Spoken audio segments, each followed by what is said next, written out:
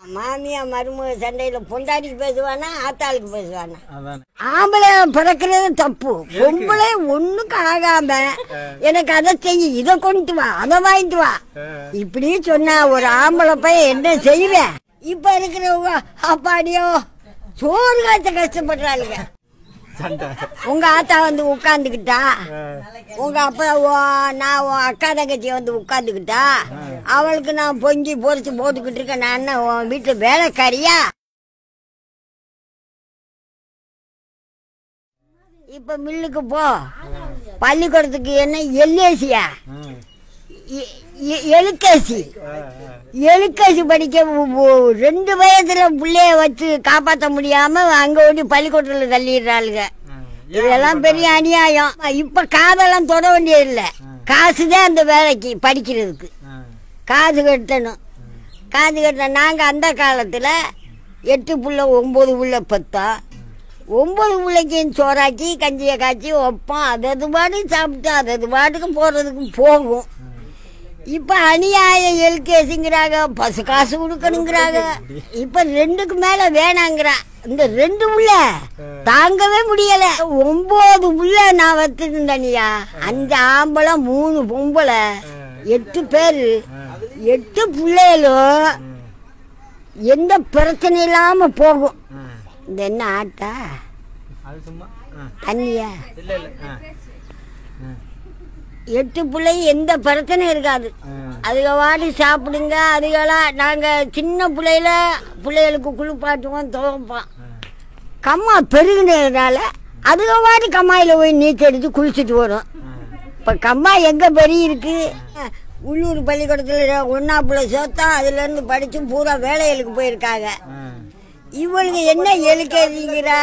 டீச்சருக்கு பணம் கட்டணும், பஸ்ஸுக்கு பணம் கட்டணும், ட்ரெஸ்ஸுகளுக்கு துட்டு கொடுக்கணும், சோத்துக்கு பணம் கட்டணும். இதெல்லாம் தேவையா? அநியாயமா இருக்கு. காசுக்கு ரொம்ப வறட்சி. அவங்கெல்லாம் முன்னேற முடியாது. நாங்கெல்லாம் 8 பிள்ளை பத்தேன்னா சிங்கங்க கணக்கா வளர்த்தேன்.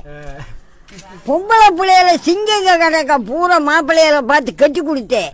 சாப்பாடு அந்த காலத்துல கேப்பைய திரிப்போம், அதை களியை கிண்டிக்கிட்டு நம்ம ஊர் கம்மாயில் ஓனது 2 கீழையை விரிப்போம். கெண்டை எண்ணெய், குறவை எண்ணெய், கீரைன்னு விழுகும். வந்து அந்த மீன் குழம்ப வச்சு அந்த களியை திண்டா அந்த வகையெல்லாம் போய் நிறையுமே. கம்ம கஞ்சியை கரைச்சிக்கிட்டு குடிச்சா அப்படி குழு குழுன்னு இருக்கும். இப்போ என்ன நெஞ்சு வலி வருது, வயிற்று வலி வருது, அப்பப்பா இடுப்பு வலிக்குது, காலு வலிக்குது, நோய் சுவருங்கிறாங்க. ஆஸ்பத்திரி போனா சுவரு, பிரசரு சுவரு அப்படிங்கிற முட்டு மாத்திரையத்தை முழுக்கிறோம். வயிறு பூரா புண்ணா போச்சு. ஒவ்வொரு மண் அள்ளி போடுவோம், சாணி உரம் போடுவோம். இப்ப காலத்துல வெறும் ரோக்கரு, இந்த ரசாயன, இந்த உப்பு உரம்னு கொண்டாந்து போட்டு அதை சாப்பிட்ட உடனே நோய் தான் வருது. விந்தி மாட்டுச்சாணி, ஆட்டுச்சாணி, சுவர்காலில் தெருவில் கூட்டி அள்ளுவோம். ஒவ்வொரு மண் அதே உப்பு. இந்த ஆட்டுச்சாணி மாட்டுச்சாணிதே இப்போ மூடையா அள்ளி எறிகிறாங்க. அதை தின்னுட்டு நோய் தான் வருது. பணத்தை கட்டி கொட்டி சாகுறாங்க. நாங்க 10 பிள்ளை வளர்க்குற வீதம் இந்த 2 பிள்ளை காரி கஷ்டப்படுறோம். 10 பிள்ளைய நல்லா வளர்த்து ஒருத்தனை வேலைக்கு, ஒருத்தனை நீ ஒரு தொழில் பாருன்னு விடுறா.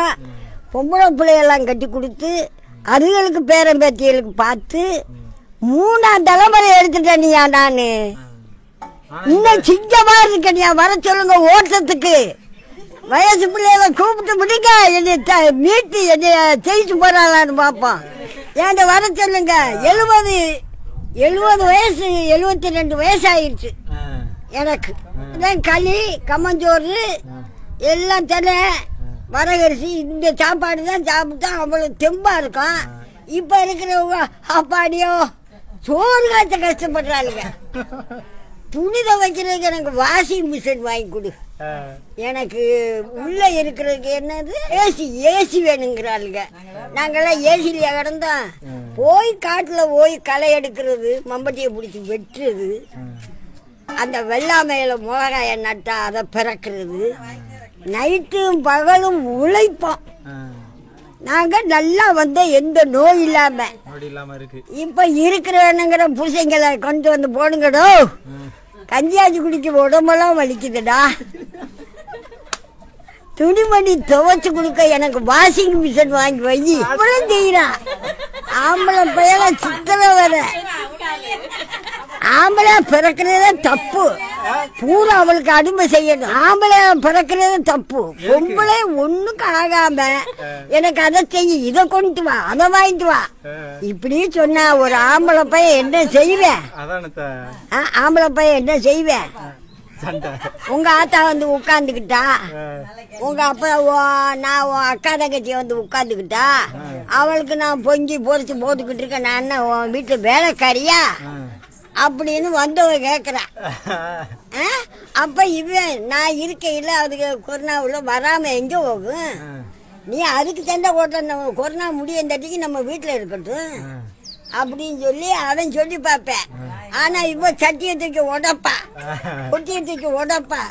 இந்த நாத்தினாலும் மாமியாலும் எப்படா நம்ம வீடு தேடி போவோம்? இந்த கொரோனா வந்துல இவகிட்ட வந்து கிடக்குறாப்புல இருக்குன்னு ரொம்ப கஷ்டப்படும். மாமியா மருமக சண்டையில பொண்டாடிக்கு பேசுவானா, ஆத்தாளுக்கு பேசுவானா, அவன் ஊட கூட கஷ்டப்படுறேன்.